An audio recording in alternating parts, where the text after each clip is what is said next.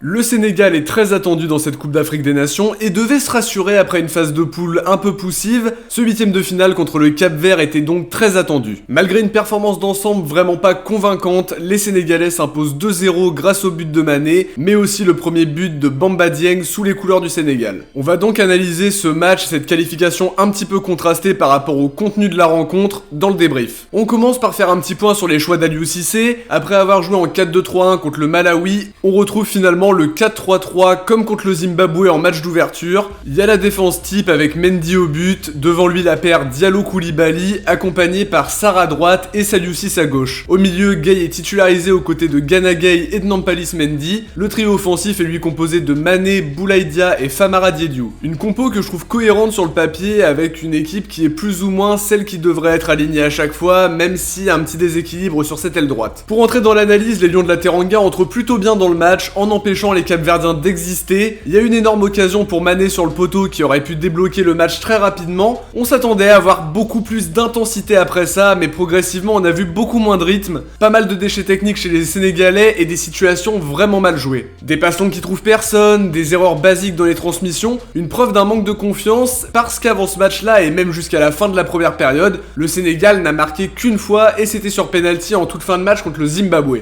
Une première période où le Sénégal ne chasse pas tous les doutes qui entourent l'équipe depuis le début de la compète. On pensait que l'intensité allait monter d'un cran avec l'expulsion d'Andrade côté capverdien. J'ai vu quelques contestations sur les réseaux sociaux par rapport à ce rouge, mais faut être honnête, c'est totalement justifié. La faute est vraiment dangereuse et on va pas attendre qu'un joueur se fasse casser la jambe pour sévir, et c'est quand même pas la première fois qu'on voit ça dans cette CAN. Pour moi, carton rouge totalement justifié. Par contre, après, ce qui est gênant dans cette première période, c'est qu'on voit toutes les difficultés sénégalaises qui ont du mal à se procurer des occasions franches. À part le poteau de Mané, on n'a pas vu grand chose. Alors faut avouer aussi que le Cap-Vert a défendu de façon très héroïque. Je pense à l'intervention cruciale de Fortes dans la surface en fin de première période. Ils ont bien bloqué les espaces et ça a clairement pas aidé les Sénégalais. Faut plus de rythme pour espérer bouger une équipe obligée de bien défendre avec un joueur en moins. Il y a peut-être des craintes de s'exposer, mais la seule solution c'est d'ouvrir le score assez tôt. Et jusqu'à la fin de la première période, le Sénégal nous a pas montré ça et ça dure quand même depuis le début de la CAN. Ce qui est frappant, c'est tous ces gestes ratés, les centres imprécis, des ballons envoyés en touche ou en sortie de but et la difficulté de trouver les attaquants en cassant les lignes. En termes de contrôle de balle, c'était toujours un peu délicat. Le pressing était prometteur, mais au bout du compte, il n'y a pas de but dans ce premier acte. La possession était là, il y a quelques bonnes intentions, malheureusement trop rares. Mané, lui, peut impulser quelque chose sur son côté gauche, mais sur le côté droit, Boulaye Dia a moins ce profil qu'un Ismaïla Sarr. Du coup, le jeu a tendance à pencher pas mal à gauche. Dans le jeu, on a vu des progrès, mais pas de but à l'issue de ces 45 premières minutes. Le Sénégal doit mieux utiliser les espaces après l'expulsion, mais doit faire attention aux contre-attaques capverdiennes puisqu'il joue en bloc. Dernière remarque sur cette première période, l'équipe manque vraiment de liant et je pense aussi qu'il faut faire plus la différence sur les ailes, notamment dans l'élimination et dans la justesse des centres qui sont souvent un petit peu imprécis. En début de deuxième, à part la tentative de Gueye sur une remise de Diédhiou, on n'a pas vu grand chose. Le centre long de Bouna Sarr était intéressant, mais finalement on n'a pas vu énormément de choses. Il y a eu un autre tournant avec un choc très impressionnant entre Mané et Vozinha, des images terribles avec les deux joueurs KO et au final une sortie sur civière pour Vozinha, mais aussi une expulsion. Le Cap-Vert se retrouve à 9 contre 11 et ça leur complique encore un peu la tâche. Le calvaire peut commencer pour eux et la frappe de Mané pour ouvrir le score est vraiment magnifique. Ça libère un Sénégal jusque-là très peu inspiré. Beaucoup d'arrêts de jeu, 2 utilisations du VAR dans cette deuxième période. Mais finalement, le but est validé et c'est totalement justifié parce que de mon avis, le contact Mendes-Diédhiou me paraît pas suffisant pour annuler le but, surtout qu'il se passe au moment où les deux joueurs retombent. À 9 contre 11, il y a beaucoup plus d'espace et Bamba Dieng a 2 belles occasions. Une très grosse activité de la part du Marseillais qui offre beaucoup de solutions. Ça s'emballe à partir de la 75e et je trouve justement que Bamba apporte beaucoup et on pourrait éventuellement le tester devant sur l'aile droite à la place de Boulaye Dia qui doit selon moi être associé à un autre attaquant devant. Une belle entrée pour lui récompensée par son premier but en sélection sur une passe D de Diédhiou. Une victoire 2-1 pas convaincante pour les Sénégalais qui ont toujours du mal offensivement. Quelques problèmes pour mettre du rythme mais finalement ils profitent de cette double expulsion côté capverdien pour valider leur billet en quart de finale. Ils affronteront le vainqueur de Mali, Guinée équatoriale pour une place dans le dernier carré. Faudra être plus tranchant offensivement parce que la plupart des équipes en lice maîtrisent l'aspect défensif et peuvent faire déjouer cette équipe sénégalaise qui a du mal à conclure